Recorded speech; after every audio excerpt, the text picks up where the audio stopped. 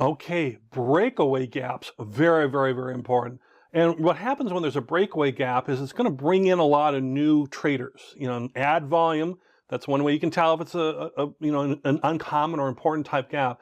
You're going to see volume rise. It's going to bring in new traders, and it's usually driven off some type of big event or some news thing, something that's happening that's really driving the impact on that security and really impacting. And there's a gap. It could be up or down, but there's a big gap that's coming. And it frequently marks the start of a new trend. When you have a breakaway gap, and I'll show you this visually what those look like in a moment here, but when you have that, it can mark the start of a new trend. There's a major change coming. There's a major change in your chart that you'll see. You might see that the daily trading range, the high-low starts to widen. You might see an increase in in-day volatility with lots of things being sold high and low all throughout the day.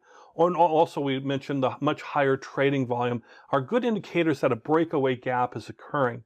And what happens is it's actually going to break through support and resistance levels, can help confirm a significant breakaway gap. So, support level would be like low prices and resistance would be high prices, and somehow it's breaking through something, breaking through some, this trading range of prices, and that's why we call it a breakaway gap. And it is a significant leap in terms of the price, and we'll take a look at that now and how to trade on that here visually.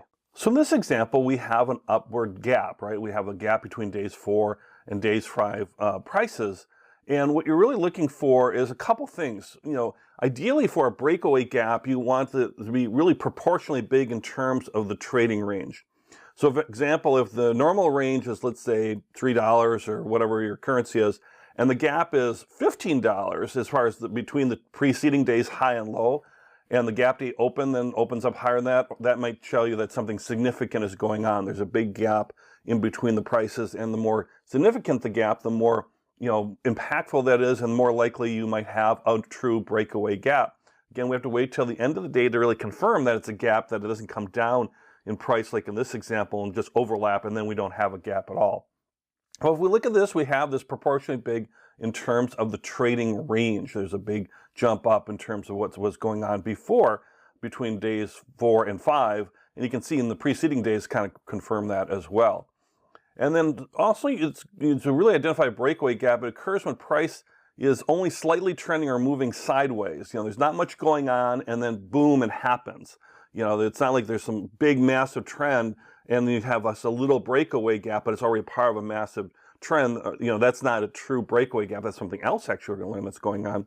But if you look at, like here in this example, you can see where prices are at day 1, they're in 2, 3, and 4, they're up, they're down, there's no significant trend, or it's kind of moving sideways, and then there's a big leap up. If anything, you might have said, well, between days 2 and 4, there might have been a little bit of a downtrend, and then all of a sudden, boom, there's a big gap upwards.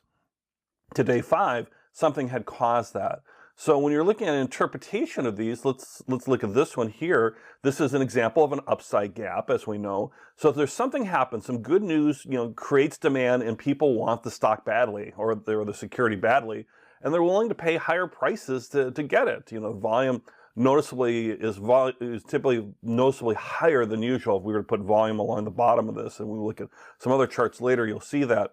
But if we had volume here, you'd usually see a spike or a dramatic increase in volume, because there's some news overnight, some good news, everybody's like, oh, this looks like a good security, I want to get in here, and a lot of people are getting in now, and they're willing to pay these higher prices right from the start of the day, and that's what helped create this big upside gap.